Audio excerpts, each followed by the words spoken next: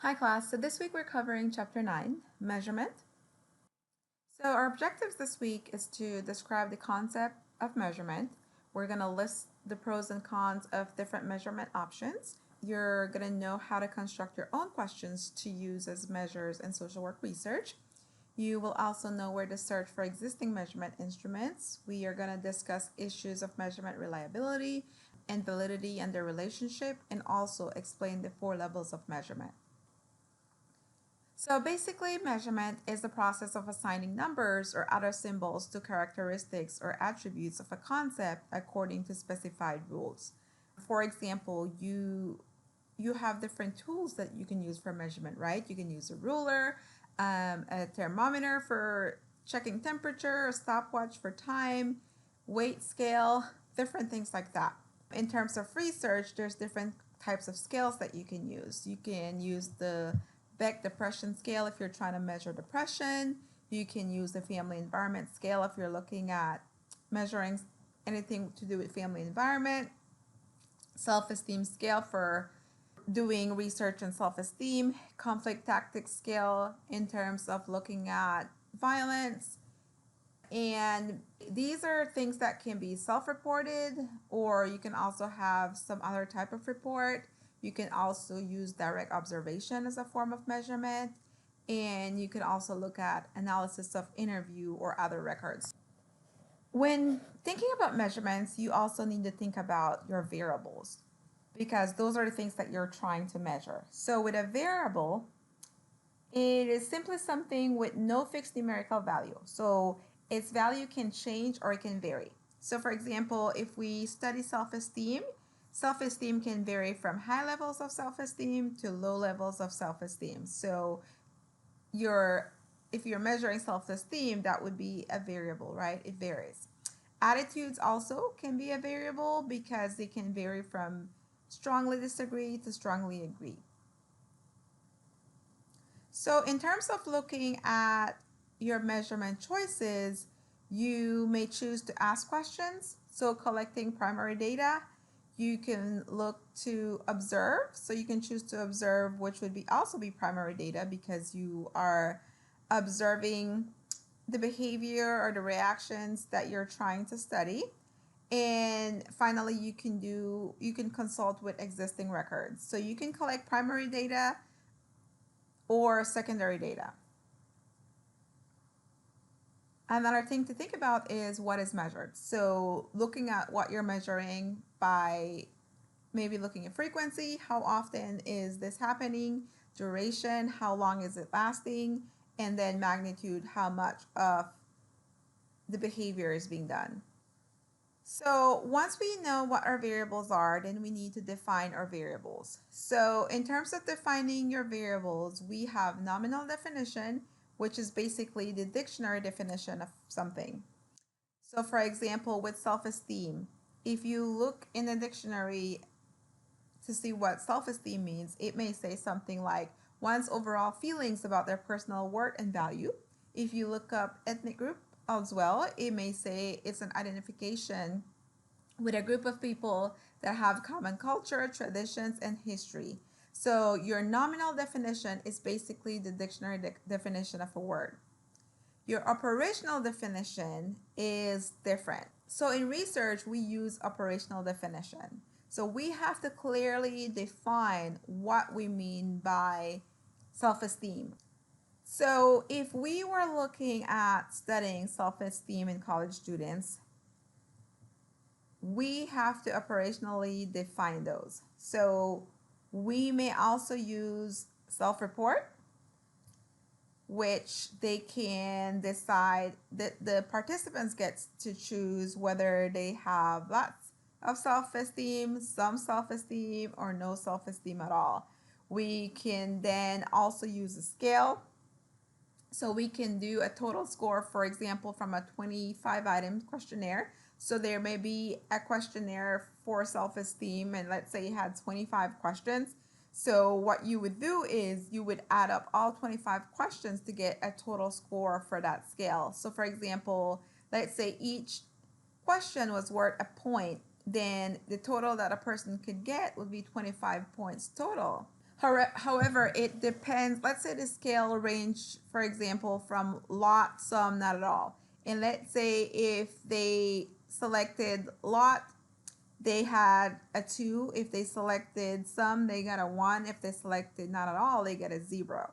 So then you have to look at it as the highest score possible here would be 50 points, because if the participant chose lots for everything, then it would be 50 points total. If a participant chose, some for all their questions, then their total score would be 25.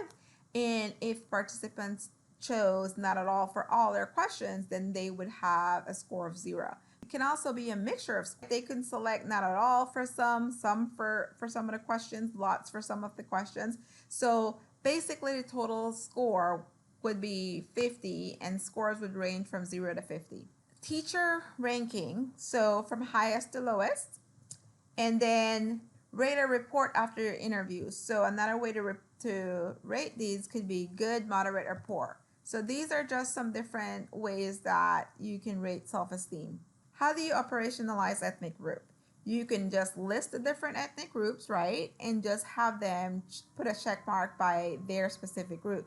Or you can also have an open-ended question. So you can just ask them, what ethnic group do you belong to? Or what ethnic group do you most familiarize yourself with? Anything like that, right? Just leave it blank and let them fill it in for you. Then we have to consider levels of measurement. And this is very important because it affects your statistical analysis that you plan on doing later on. There's 4 different levels of measurement. The first one is nominal. Nominal is the lowest level of measurement that you can do. We always advise to try to measure at the highest level possible. Ratio is the highest level possible, because when you measure at the lowest level possible, you cannot do anything different with that measurement. If you use the highest level of measurement, you can break it down to lower levels of measurement if you like. So if you did something at the ratio level, you can break it down to the interval or the ordinal. However, if you do nominal, you can't go up from there. With nominal level of measurement, you have no numerical meaning to that. Okay, so for example, race, sex, gender, religious affiliation, political parties, those are all going to be names, right? For example, sex would be male or female, race can be black, white, Hispanic, Asian, things like that. Political party, Republican, Democrat, Independent, those are all names, right? They have no numerical meaning. We have to attach a number to it because we cannot run any statistics unless we have numbers. So for example, for sex, we may say male equals 1, female equals 2, or male equals 0, female equals 1. With race, we may say black equals 1, white equals 2, Hispanic equals 3, and things like that, right? So we give it a number, and whenever we run our statistics, we can do it because we assign numbers to them, but those numbers mean nothing. So for example, the 1 for male versus the 2 for female does not mean that female means more than male. Okay, so there's no numerical meaning. With ordinal level of measurements, we are looking at something that's more or less, or there's a grouping. So there's an actual meaning to the direction. So for example, satisfaction or agreement, we can say high, medium, or low. And high is definitely more than medium, medium is more than low. Okay, so there is a difference there is a numerical meaning in ordinal level. Same thing with education. Education, let's say high school, some college, or college. We would assign a number to that, right? We would say maybe if you are in high school, you get a 1, some college you get a 2, college you get a 3. Basically, there is a difference, right? College is more than some college, and some college is more than high school. The thing is with ordinal, we know that there is a difference, but we don't know how much of a difference, right? So for example, how much more is medium than low, right? And how much more is some college versus college? So we know that there's a difference, but we don't know just how much.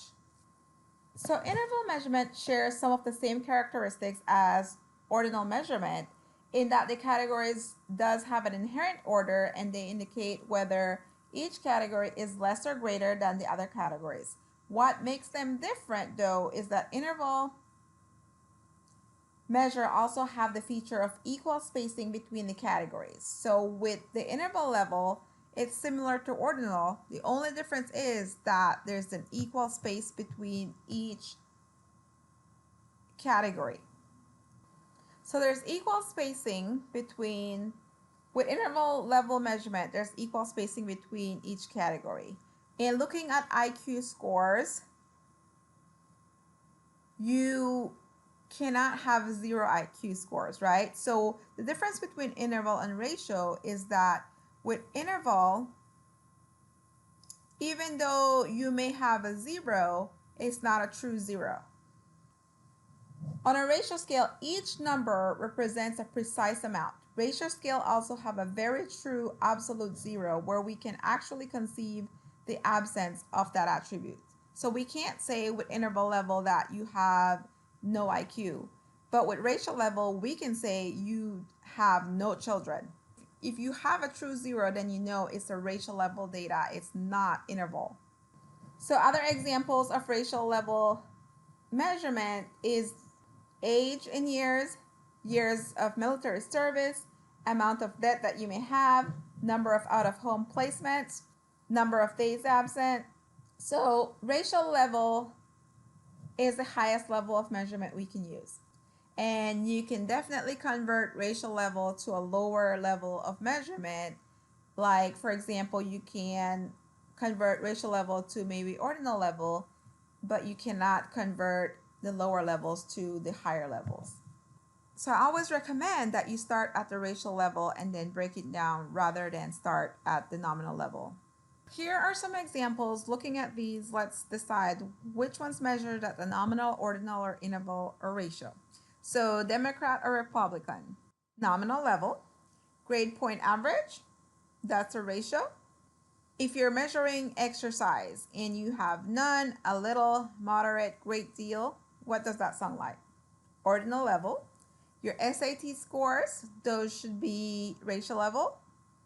Marital satisfaction scale from 15 to 150, so they can be ratio. Which research class? So 1 equals M, 2 equals W, 3 equals S. That again is nominal level. Classmate popularity, rank order from most popular to least popular. That's ordinal. Your actual income is ratio. And then income, looking at 1 equals 20,000, 2 equals 20 to 50,000, and 3 equals 50,000. That again is ordinal. There's no equal spacing between, so we cannot say that it's interval. So a survey research is a systematic way of gathering data using a structural format. Okay, so here you're measuring what respondents know, what they believe, what they feel, or how they say they behave. So those are just some things that you may be measuring in your research. These can be self-administered questionnaires, so it can be a survey that is mailed out to your participants, or it can also be given in person. You can also do web-based surveys. Definitely with everything going on right now, those are probably really popular. It's really easy to do web-based or online surveys. It's easier to reach more people, for sure. You can also do an interview schedule. So this is a survey where you administer it face-to-face or by telephone. So you schedule specific time with participants and you can either meet with them face-to-face and do the survey, or you can call them over the phone and do it that way. So there's different types of surveys. We can have structured surveys. So with the structured survey, the interviewer asks the questions as they are written and with the aim of standardizing the administration process as much as possible. The questions included in the structured surveys are primarily closed-ended questions. They require that the respondent choose from a limited number of predefined responses. Closed-ended questions are useful because they produce uniform responses. Even probing questions such as, can you please explain what you meant by that, are also scripted into structured surveys. So an example would be, are you a Democrat, Republican, or other, right? It's close-ended and it's forcing you to pick one of the selections. So it provides you with limited choices. With semi-structured surveys, the interviewer is free to clarify the questions and to follow up on participants' responses. So, unlike the structured surveys, semi-structured surveys also make use of open-ended questions. So, not only closed-ended, but they also use open-ended questions, which may ask respondents to respond in their own words rather than asking them to select from a number of predefined responses. So, open ended questions are also useful because the researcher cannot anticipate all of the answer categories and you don't want to limit their responses. So, with closed ended questions, we are limiting the participants to a certain number of responses. But as a researcher, and especially if you're doing an exploratory study, you may not know all the choices. You may not know all of the reasons someone may behave a certain way. So giving them the choice of open-ended questions for them to provide you with the actual responses is very helpful because you can get more information that way. A researcher would seldom administer semi-structured surveys by any means other than interviews because of the length of time and the writing requirement. So one example of the open-ended question could be, how has caring for your elder parent affected you? So you just ask them the question and allow them to provide you the response rather than giving them limited choices. And you can also clarify questions as they're answering it, and you can also follow up on their responses.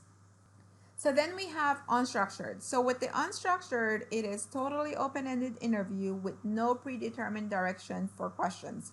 So this one is pretty much anything goes. Tell me a little about yourself, right? No structure.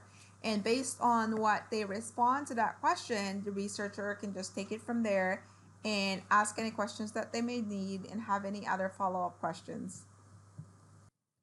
So, observational research is also another form of research you can do. With this, you can have two different types of observation. You can do pure observation. So, here the researcher remains apart from the observed. So, the researcher is separated from the participants that they're observing.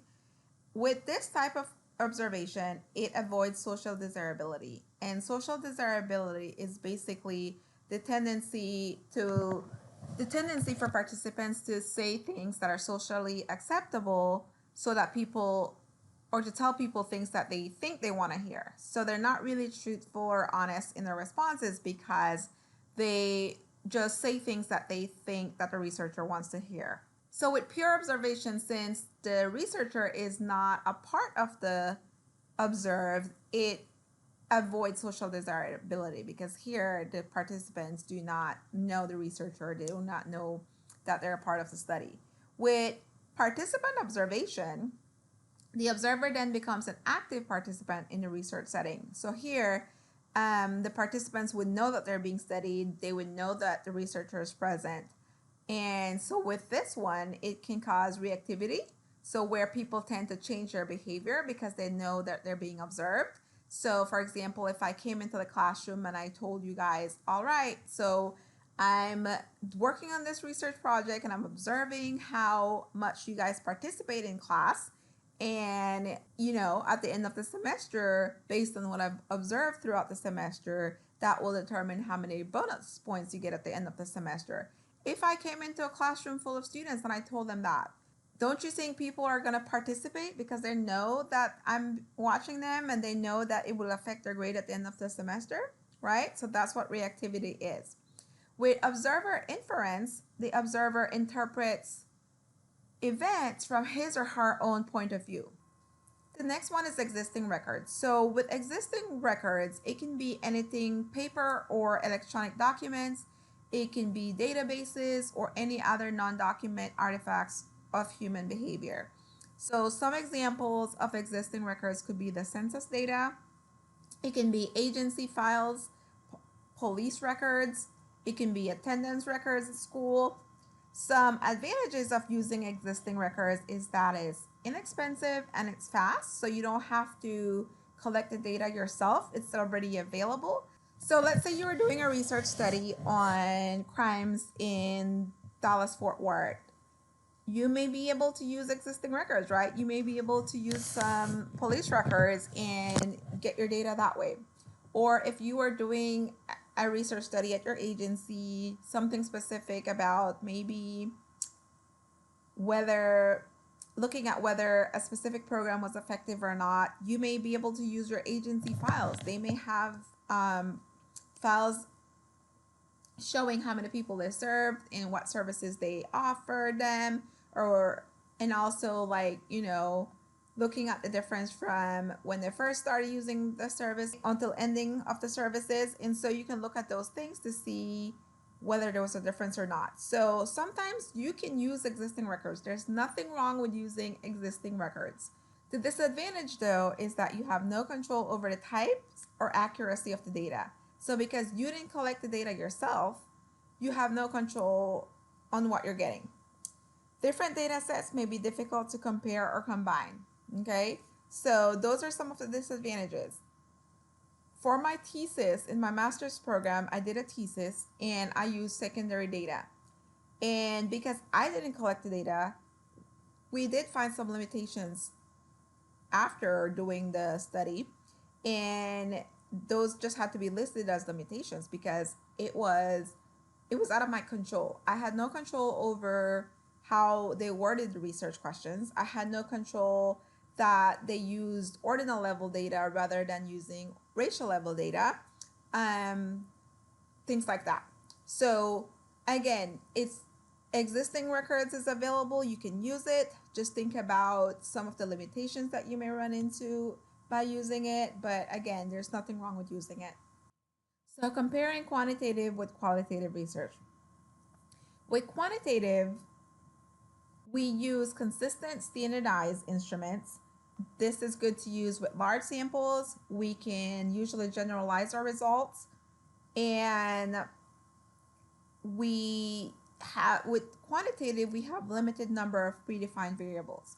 With qualitative, we use more open-ended, in-depth, and insight-oriented questions. We have no preconceived answers to questions, so they're pretty much open-ended. We're looking for in-depth information. We're looking for the participants to tell us the responses. So with qualitative, we're looking for a pattern, and there's no limit or types of data or questions.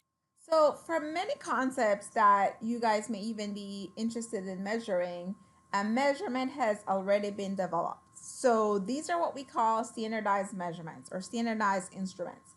An item is a single indicator of a variable. So example, one question. So on your instrument or measurement, you will have several questions. So a single one of those questions is what we call an item on a survey, okay? An index is a simple addition or mean of those items. So one question alone is an item. The index is an addition or the mean of those items. The scale includes different weighting of items. So for example, one question may have, so let's say if you're looking at agree, disagree, let's say strongly agree, agree, neither agree or disagree, strongly disagree, or disagree and strongly disagree. That's 5 different options, right? So your scores are going to be from probably 1 to 5. And so those weights are different, right? So that's what a scale would do. It includes different weights of each item. So standardized instruments are also more likely than questionnaires to have developed norms, meaning that they often contain information about how different groups score on that instrument. The usefulness of the norms depend on how accurately the normed population represents the target population. For example, norms are often developed based on college or university populations. So these norms might not apply to non-college populations or to even a different age or a different social class. Similarly, norms developed only on men may not apply to women. So the researcher may also need to consider when norms were established because they may be outdated. Okay, so the next thing to think about in terms of your measurement has to do with measurement error. And with random error, these are measurement error that is neither consistent nor patterned. For example, a respondent may misread a question and answer in a way that is contrary to his or her own actual intent. Or an observer may lose concentration and fail to record an instance of the target behavior. So random error is less worrisome kind of error because it has no specific direction. So in the best case scenario, a mistake in one direction will be counterbalanced by a mistake in the opposite direction. So for example, an observer who misses one instance of the target behavior might subsequently record two incidents as opposed to the one that actually occurred. So the net result of these two mistakes is no measurement error. Okay? So the thing is with random error, because it's not a consistent pattern, and it may just be a mistake, and one mistake counterbalance the other mistake, is not really a problem. So anything that can't be controlled but is likely to be equally distributed among subjects. So for example, health, motivation, random answers, typos, feelings about the researcher or subject matter, reading level. Okay, those can all be things that can't really be controlled, and so they're considered random error. Patterned or consistent error is what we call systematic error or non-random errors. These are measurement error that have a definite pattern. These are definitely more worrisome than the random errors. For example, if majority of the respondents interpret a question and thus answers it in a particular way that does not reflect their experience, then systematic error is being introduced. So unlike random errors, systematic errors do not balance out. Rather, they accumulate and then they bias the research finding. So systematic errors are bad, right? So non-random errors are definitely a problem. You should definitely worry about those. So with the pattern or consistent error, this definitely has a bias in how questions are asked. So if the interviewer smiles every time they get the right answer, right, then the participant may notice that, and so they would know when they're giving them the answer the researcher wants. The best way to fix this error is to keep the data collectors and subjects blind. Response set, tending to agree or disagree. Social desirability, saying the nice or the right things to look good. Again, that's a part of systematic error. So you got to be careful on how you're wording your questions, right? Assistance to poor versus welfare. Another thing that can contribute to systematic error is the question order or the questionnaire introduction. So for example, if you're asking a question, which are the most prevalent social problems today? And then the answers are listed: crime, poverty, and health. Do you notice anything that's sticking out in this question? If the word crime is capitalized, right, that is drawing attention to that. And so participants are more likely to select crime as the correct answer. Subject selection. So reading level doesn't match subject ability. That could also be a problem. And so that needs to be considered as you're developing your questionnaire as well. And then cultural or language bias. All right, so another important concept in looking at your measurement has to do with validity. So here you're looking at whether your instrument measure what you think it's measuring. So the real meaning. Sometimes we think we're measuring something, but that's not what it's really measuring. And if that's the case, then it's not valid. So in order to have a valid instrument, it needs to measure what you do plan on it measuring. So there's different types of validity. Face validity basically assesses the extent to which the measurement appears to be valid to the people to whom it's being administered. We would expect a depression scale to contain items about sadness, suicidal thoughts, grief, crying spells, and lack of energy, right? So if the scale included items that are asking about their hair color, their favorite flavor of ice cream, or feelings about cats, it would not make sense on the face of it, right? It would not make sense. So that would mean that it doesn't have face value. So looking at face value, you're questioning whether does it make sense? Will people take it seriously? The other one is content validity. With content validity, this is concerned with both the choice of the items and the degree to which the measure has captured the entire domain of the concept.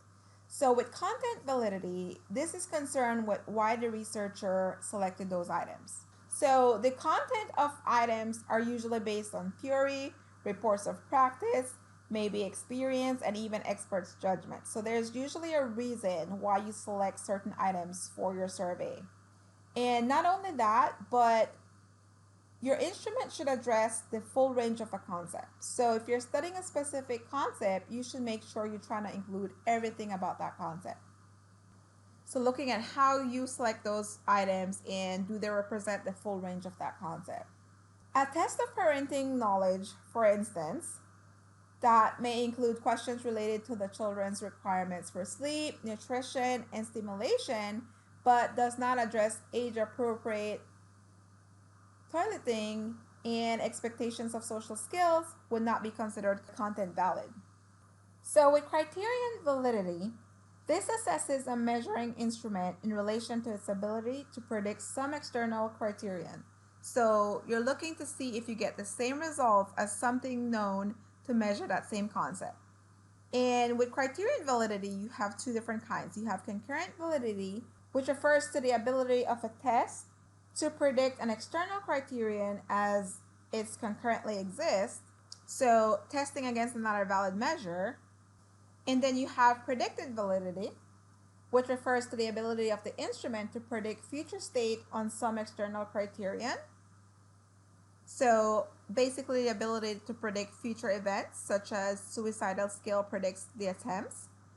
And then you also have discriminant validity, which is the degree to which the measure does not correlate highly with variables that researchers hypothesize to be unrelated to it. So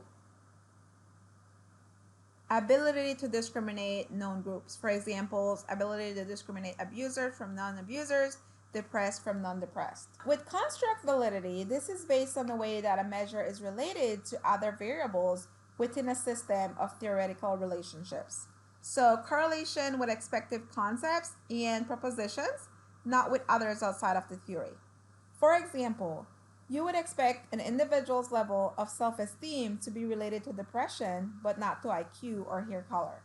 So basically, construct validity implies that the developers of standardized instruments form hypotheses regarding how the score on the instrument should relate to other concepts. So abuse correlates with stress and social isolation, but it does not correlate with their hair color or their IQ. Technology skills may correlate with years of computer ownership, but it has nothing to do with birth order or life satisfaction. So construct validity looks at whether something falls within that theory. So another important concept is the reliability of your measurement. Reliability refers to how consistent the results are each time that a measure is administered. So you're looking for stability, so the measures don't change over time. For example, if you're using a thermometer, you expect it to work the same way each time. If you're using a bathroom scale, again, you're also looking for it to work the same way. So let's say your temperature did not change. Your temperature was 97.9. You expect that it doesn't matter how many times that you check your temperature, that it still shows the same. Same thing with the bathroom scale. The other thing is equivalence. You're looking that all items measure the same concept. So if you're taking a spelling test, you don't expect to see any math problems on it. So when looking at internal consistency, items that are testing the same concept should have similar scores. And then reliability does not equal accuracy. So just because you have reliability does not mean that your measurement is accurate. So your bathroom scale, let's say your bathroom scale was off by 15 pounds. It is still reliable because you know that it's off by 15 pounds. So every time you use it, all you know that you either have to add or take away that 15 points because that's, you know exactly how much it's off. If your thermometer is broken, then you know that it's reliably wrong. So if you want to promote reliability in your measurement, think about your questions. Keep them simple. Make sure that people know the answer or opinion. So don't ask questions that people don't know. In terms of your interviewers or your raters, make sure that they all have the same training. Make sure that you're checking up with them regularly. And in looking at testing reliability, there's different types of testing reliability. So with retest reliability, it provides information on how consistent a measurement is when administered twice in a relatively short time frame. So basically, retest reliability, you expect to see the same results each time you test. With parallel forms or split half, the researcher correlates the scores from two versions of the same instrument. For example, if you have a measurement on mental health, for example, the mental health index, it has two forms of psychological distress measures. So version 1 is based on the full battery of questions, and then to reduce the burden on respondents, the test developers created a new shorter instrument by selecting a subset of those on version 1. So to assess parallel forms reliability, the researcher would then calculate a correlation coefficient to measure the strength of the relationship between the scores on the two versions. And scores of 0.80 or better are considered to show good parallel forms of reliability. With the inner rater reliability, this means 2 or more. So split half reliability is used for standardized instruments that measure a single concept using several instruments. With the split half reliability, it is used for standardized measurements that measure a single concept using several items. So the instrument assesses split half reliability by correlating one half of the items with the other half. So because all of the items measure the same concept, the two halves should correlate highly. For example, let's say you have a depression scale that contains 40 items. If all the items measure aspects of depression, half of those items should correlate highly with the other half. To determine inner rater reliability, two observers independently record their observations of the same incident or exact data from an existing record such as a case file. The results of the two observers are then compared for consistency and a percentage of agreement is calculated. So for example, if 10 instances of a behavior are recorded and the two observers agree on 8 of them, then the percentage of agreement will be calculated by 8 over 10 divided by 100, which is 80%. So a correlation coefficient could be calculated to measure the relationship between the data produced by the two raters. Intra-rater reliability refers to the extent of agreement of ratings by the same observer at different points of time. Internal consistency is a test of reliability for standardized measurements that either measure a single concept or measure multiple concepts, but then calculates a score for each concept, also referred to as each subset separately. Internal consistency is concerned with the extent to which all of the items included in the index or scale for a single concept hold together, or how consistently the items are scored. So in a reliable measurement, all of the items would be expected to correlate with one another because they measure the same concept. Internal consistency is assessed by the statistic known as Cronbach's coefficient alpha, or the alpha coefficient. So that's how you measure internal consistency. And basically, it measures the correlation among all of the items. And the alpha coefficient is interpreted like a correlation coefficient that ranges from 0 to 1, with 1 being the perfect correlation. So alpha coefficient greater than 0.80 suggests that all of the items are measuring the same concept. In looking at the relationship between validity and reliability, if your measurement is reliable, it may not be valid. So, for example, if a bathroom scale gives consistent measures but does not measure accurately, right? That means it's reliable because it's consistent, but it's not necessarily measuring accurately, so it's not valid. If your measurement is reliable,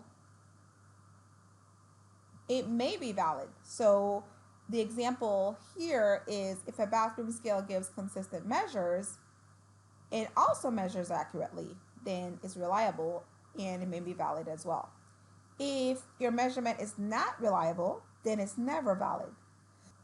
If your measurement is not reliable, then it's never valid. So if a bathroom scale gives inconsistent measures, it cannot be accurate. And then if your measurement is valid, then it's always reliable. So if the scale accurately measures your weight, then it must be consistent. There's different places that you can find measures, right? It can be in journal articles. So when you're looking at literature, you may see that some researchers include their questionnaire that they used. So they have specific books that have different measures that you can use. They're specific for measurement. You can contact the author and request permission to use their specific questionnaire or test. You can use a directory published by scientific and professional associations like APA. So if you cannot reach the author, then you can reach out to the publisher that holds the copyright to that material and ask permission from the publisher. Or you can also search the internet. There's a lot of free measurements out there that you can use without permission. All right, so designing your measures. When designing your questionnaire, you want to make sure that you maximize response rate. So you need to use a measure that looks professional. You want to avoid the cluttered look and small type. So you want to make sure that your survey is not cluttered and that the wording is big enough for people to read. You want to be explicit in explaining to respondents why the research is being conducted. So make sure that you explain why you're doing the research. Make sure that you assure them that the results will be kept confidential and that you're not going to withhold services or deny them if they choose not to participate in your study. And then if potentially sensitive items are being asked, make sure that you keep them to a minimum and maybe put them later on in the survey. So you don't want to start off your survey with sensitive questions because people may just close out of the survey. So these are just some of the things that you need to consider in designing your own measurement, whether you're creating your own survey for the final project or whether you're using something that's already available. Okay, other things to think about in your design of your survey is to avoid questions that the target population may not know anything about. You want to make sure you avoid biased questions. So, for example, do you believe that all forms of abortion, the killing of preborn babies, should be illegal? Those are biased questions, right? Keep open-ended questions to a minimum. So you don't want to have your survey filled with open-ended questions. So those take a longer time to fill out, and so you want to keep those to a minimum. You want to keep your survey as short as possible. Nobody wants to spend 30 minutes or an hour on a survey, right? Try to keep them 10-15 minutes if possible. You want to start off with interesting questions first. Try to get your participants interested in the survey and try to keep their attention. Explain transition to the next section. You want to minimize your error. We kind of talked about some of the errors that you can come across, so try to minimize those. Think about your audience, their age, their education level, things like that. You want to have clear, simple questions. So keep your questions short, maybe under 20 words. Avoid slang terms. Everybody might not understand those. You want to position response categories vertically underneath the question stem rather than side by side. So these are just some visual things that you need to consider. You want to use the highest level of measurement possible. We talked about that. For example, you want to ask them their exact age rather than give them a category, because if you ask them their exact age, that's racial level data. If you give them a category for their age, you're limiting their choices and you're now breaking it down into ordinal level where you wouldn't be able to tell. For example, let's say you gave them an age range 18 to 20, 21 to 25, 30 to 35. If they select one of those ranges, we don't know how many are 18, how many are 20, how many are 25, how many are 30. We don't know that because they're in a category, right? If you ask them their specific age and they tell you 18, you can create categories later on because you still have the racial level data that you know exactly how many are 18, how many are 20, how many are 21. Okay? Don't ask for information that is unavailable. Okay? So asking college students, for example, how much did you study in the 7th grade? Who's going to remember that, right? That's kind of hard to remember what you did back in the 7th grade. So try to ask questions that participants can readily remember. Avoid double questions. So, do you support abortion or are you a conservative? That's two questions in one, right? So, if they said yes, are they saying yes to do you support abortion or are they saying yes, are you conservative, right? So, be careful with how you write your questions. They shouldn't be double questions. Do you support abortion or are you a conservative? That needs to be two separate questions. Avoid negative wording. Do you not think the government should pay for school lunches? That's confusing, right? You should take the not out, right? Do you think the government should pay for school lunches? Yes or no? Use clear instructions. So always provide clear instructions so that people can understand what they're supposed to be doing. Have instruments translated when necessary. So if you feel that you have some participants who have a language barrier, you can have it translated for them. Reduce social desirability. So make sure, like, try to make your service anonymous if possible, because that way it reduces social desirability.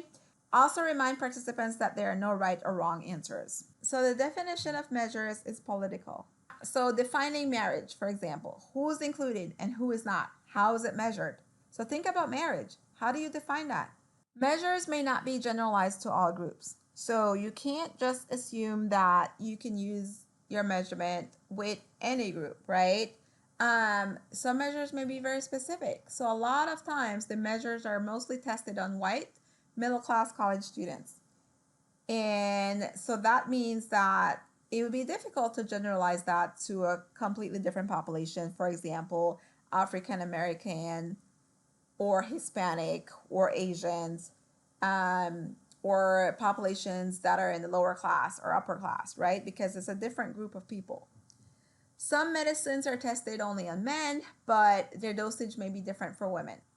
Think about how your measurement may be used to reinforce stereotypes. All right, so this brings us to the end of chapter 9. Hopefully, this provides you with helpful information in designing your own survey.